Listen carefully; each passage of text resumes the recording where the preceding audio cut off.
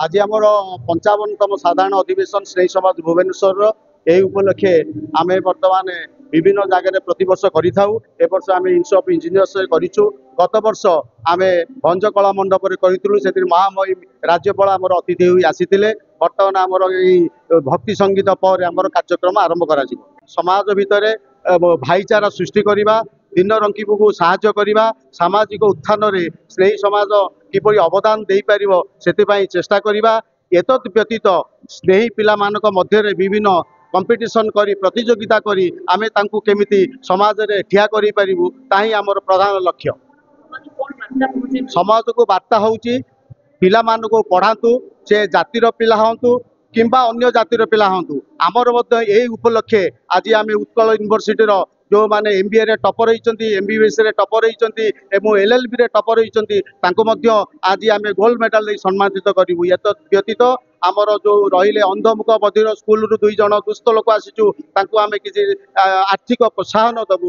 एतद् व्यतीत अन्य स्नेही गौरव स्नेही रत्न स्नेही प्रतिभा आम जातिर पिला माने जो माने समाज प्रति किछि करिसंती आमर स्नेही समाज प्रति करिसंती एवं राज्य पाई देश पाई करिसंती तांको मध्य आमे स्नेही रत्न स्नेही गौरव स्नेही प्रतिभा उपाधि रे घोषित करिवु। के आपण माने जानचंती जे स्नेही समाज होउची आमर स्वर्गत दीनबंधु साहुकर मानस संतान।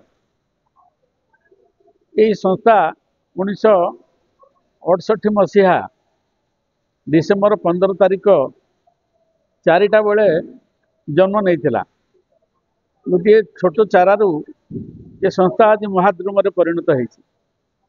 आमर निजस्व 3 महला घर कल्पना फ्लैट एरिया सबर साई लेन रे रही आउ वर्ष सारा 12 मासरे 24 पर्व ये संस्था पालन हुए।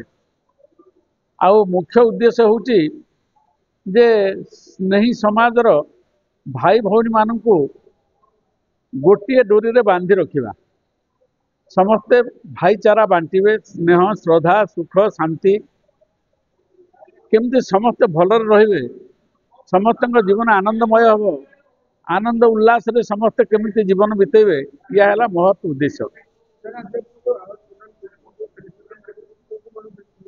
आमे आमर पूर्वतन सभापति जो आमर जने पूर्वतन सभापति आउ 3टी यूनिवर्सिटी भाइस चांसलर थिले आउ आईएएस अफसर थिले तांको आज आमे स्नेही रत्न श्रीयुक्त स्वर्गत श्रीनिवास साहू को आज आम स्नेही रत्न सम्मान रे सम्मानित करूँ। एतद् व्यतीत आउ 4 जण जड़े हेले आमर डाक्तर स्वास्थ्य सेवा क्षेत्र में तांकर अविस्मरणीय अवदान रही ये अवदान पाई तांको आमे स्नेही गौरव सम्मान रे सम्मानित करूँ। द्वितीय आमर जड़े समाजसेवी आउ मनीष को भल पाइबा तांकठू शिखिबार कथा आउ जड़े अति परोपकारी उच्च कोटिर मनीष तांको भी आमे आज स्नेह गौरव सम्मान रे सम्मानित करूँ। एतद् व्यतीत आम स्नेही समाज प्रति अविस्मरणीय अवदान रखिथिबा आमे 2 जण वरिष्ठ नागरिकों को मध्य आज स्नेह गौरव सम्मान रे सम्मानित करूँ। से माने जड़े हेले श्रीयुक्त कृष्ण जयकृष्ण साहू आउ जड़े हेले ज्ञानेन्द्र कुमार साहू 2 जणांक बहुत वर्ष ये संस्था रही अविस्मरणीय अवदान रही आमे संबर्धित करूँ। आज एतद् व्यतीत 2 जण को स्नेही प्रतिभा जड़े डाक्तर विष्णुप्रिया साहू आउ जड़े सत्यव्रत साहू से ओएस ओएस अफिसर आम स्नेही समाज भाई मानकर जड़े पुत्र से भी संबर्धित करूँ। एतद् व्यतीत जड़े विशिष्ट लेखिका जयंती साहू को आम विशिष्ट लेखिका और कवि हिसाब से सम्मानित करूँ।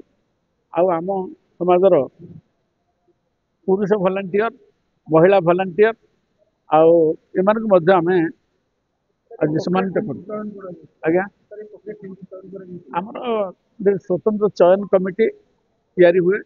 चयन कमिटी से कार्यावली से विषय सब जहाँ सब रही सब तथ्य संग्रह करती ତଥ୍ୟ ସଂଗ୍ରହ କଲା ପରେ ସମସ୍ତେ ବସି ଆଲୋଚନା କରନ୍ତି।